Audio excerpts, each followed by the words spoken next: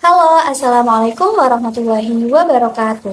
Perkenalkan, saya Sofa Sofiana, mahasiswi Tadris Bahasa Inggris UIN K.H. Abdurrahman Wahid Pekalongan semester 4 dengan NIM 20522050. Di video kali ini, saya akan membahas mengenai resensi dari buku Metodologi Studi Islam karya Profesor Heji Abudinata MH. Bagi kalian mahasiswa UIN Gusdur, kalian bisa menemukan buku ini tentunya di perpustakaan UIN Gusdur.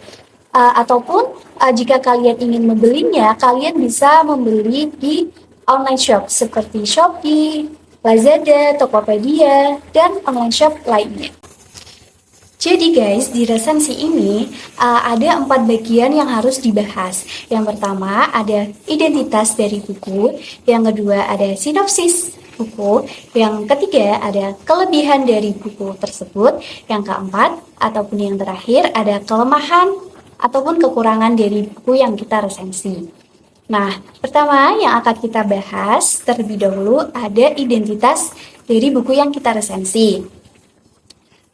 Identitas yang pertama ada judul buku. Judul bukunya Metodologi Studi Islam. Kemudian pengarangnya ada Profesor Dr. Heji Abudinata MA. Kemudian penerbitnya ada PT Raja Grafindo Persada yang ada di Jakarta. Kemudian ada tahun terbitnya di tahun 2010, tepatnya bulan Mei. Kemudian ada tebal halaman buku ini yaitu 482 halaman. Kemudian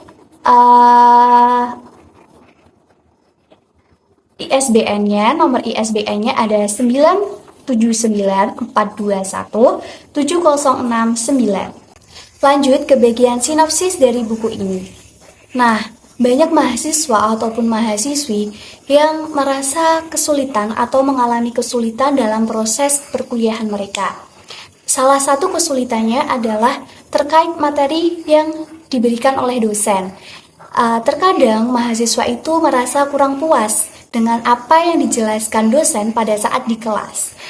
Maka dari itu, mahasiswa diharapkan untuk mempunyai buku pegangan ataupun buku penunjang lainnya yang membantu mahasiswa dalam memahami materi-materi yang mereka dirasa kurang pas ataupun dirasa kurang puas dengan apa yang mereka peroleh dari penjelasan dosen. Nah, buku Metodologi Studi Islam ini bisa menjadi buku pegangan bagi mahasiswa di perguruan tinggi Islam seperti saya di UIN K.H. Abdurrahman Wahid Pekalongan. Buku ini bisa menjadi pegangan bagi saya dalam menempuh mata kuliah Metodologi Studi Islam. Jadi, buku ini bisa menjadi referensi untuk mahasiswa dalam membuat makalah, misalnya dalam menambah pengetahuan tentang metodologi studi Islam, kemudian menjadikan referensi dalam penelitiannya ataupun skripsinya nanti, seperti itu. Nah, tujuan penulis ataupun tujuan Profesor Dr. Heji Abudinata menulis buku ini adalah bukan untuk membantu pembaca adalah mempelajari Islam dengan cara-cara yang tepat, dengan menggunakan pendekatan-pendekatan yang tepat, dengan menggunakan metode-metode yang tepat.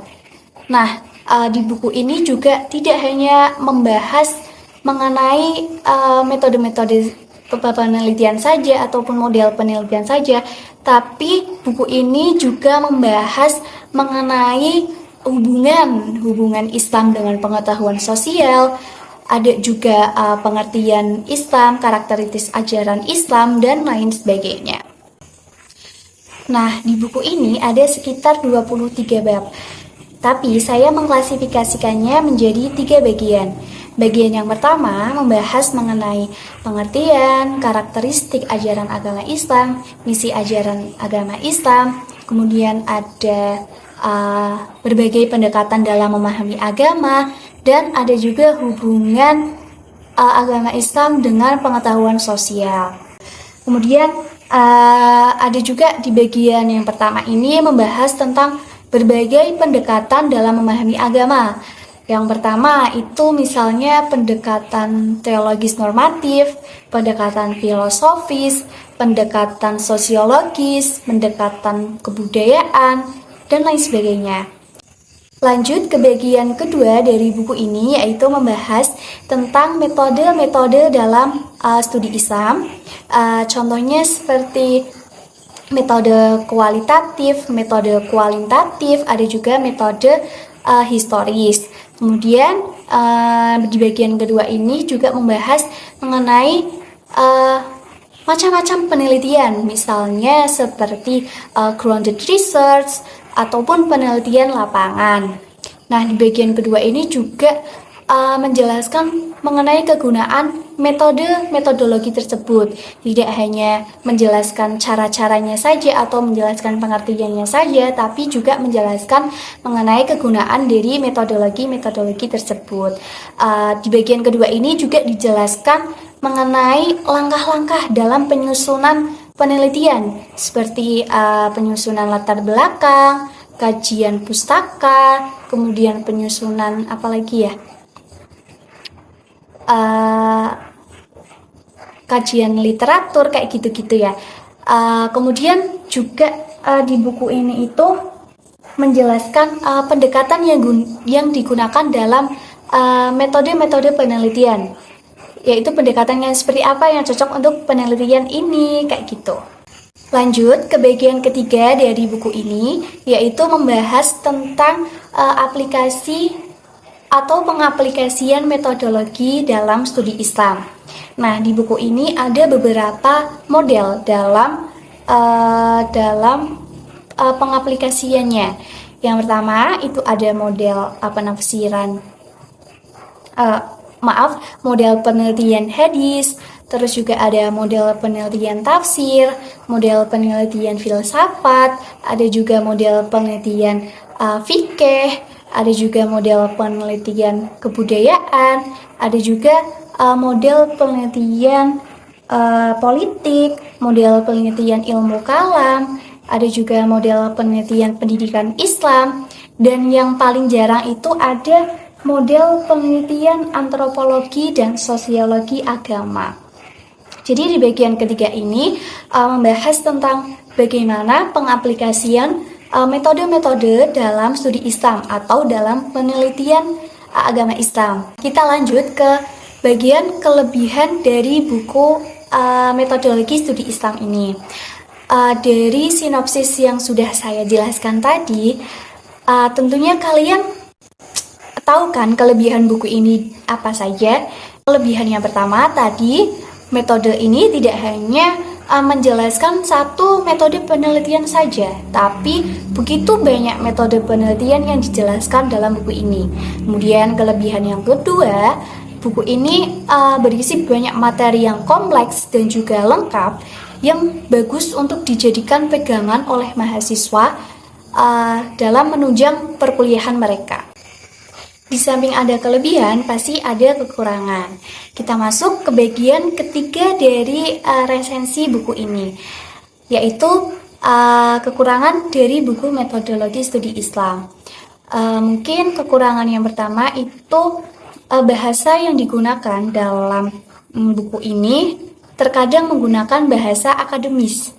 Jadi mungkin agak kesulitan ya bagi mahasiswa untuk memahami bahasa-bahasa yang akademis gitu, bahasa-bahasa yang jarang mereka dengar gitu. Kemudian kekurangan yang kedua, buku ini mungkin terkesan kurang ringkas, tidak langsung pada pokok inti pembahasan.